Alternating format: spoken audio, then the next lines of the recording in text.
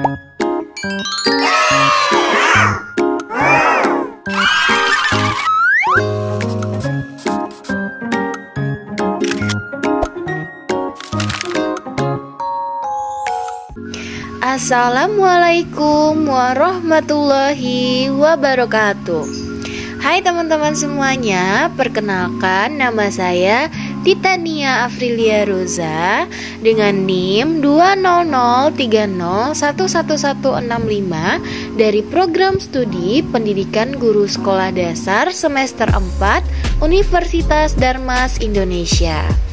Untuk memenuhi tugas mata kuliah konsep dasar PPKN di SD dengan dosen pengampu Ibu Wiwi Okta Susilawati MPD, saya akan menjelaskan mengenai materi kelompok 6 dan kelompok 7, yaitu tentang pengembangan kurikulum di SD dan pengertian dan jenis-jenis strategi pembelajaran.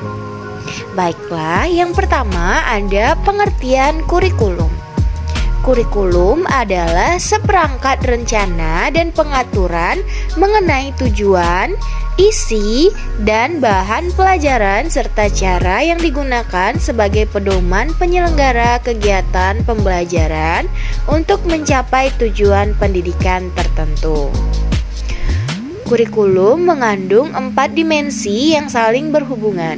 Menurut Fatur Rahman dan Wuri Wuryandani pada tahun 2011 mengatakan bahwa 4 dimensi, yaitu yang pertama ada kurikulum sebagai ide, yang kedua kurikulum sebagai rencana tertulis, yang ketiga kurikulum sebagai kegiatan, yang keempat, kurikulum sebagai hasil belajar.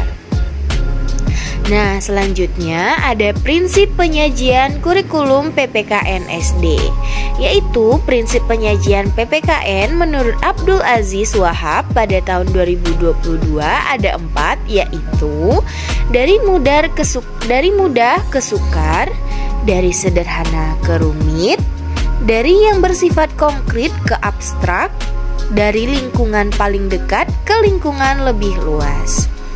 Pengembangan kurikulum PPKN di SD yaitu standar kompetensi dan kompetensi dasar menjadi arah dan landasan untuk mengembangkan materi pokok, kegiatan pelajaran dan indikator pencapaian kompetensi untuk penilaian.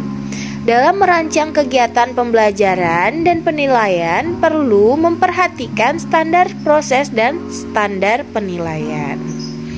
Oke, sekarang kita masuk ke materi kelompok 7, yaitu mengenai pengertian dan jenis-jenis strategi pembelajaran. Pengertian proses belajar mengajar. Proses belajar mengajar merupakan kegiatan interaksi antara guru, siswa, dan komunitas timbal balik yang berlangsung dalam situasi edukasi untuk mencapai tujuan belajar. Syarat-syarat siswa menjadi aktif di kelas ada 4, yaitu yang pertama, memperbanyak praktek, tidak hanya teori. Yang kedua, menggunakan model pembelajaran jigsaw. Yang ketiga, memberikan apresiasi atau reward. Yang keempat, diskusi kelompok. Selanjutnya, pengertian strategi pembelajaran.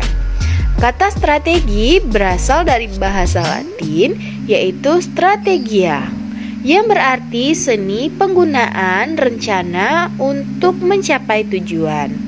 Secara umum, strategi adalah alat, rencana, atau metode yang digunakan untuk menyelesaikan suatu tugas. Kemudian ada komponen strategi pembelajaran.